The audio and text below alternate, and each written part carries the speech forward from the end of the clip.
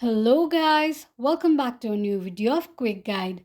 I'm back with a new video and in today's video I'm going to teach you how you can hide your story on Instagram. To hide your Insta story, firstly open your Instagram application.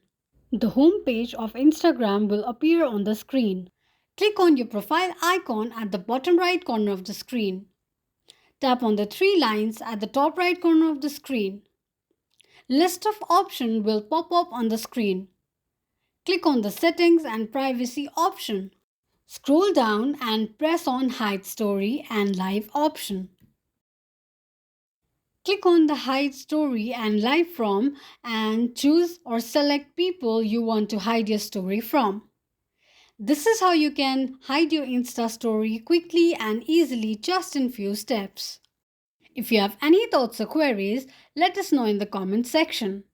Don't forget to subscribe to our channel.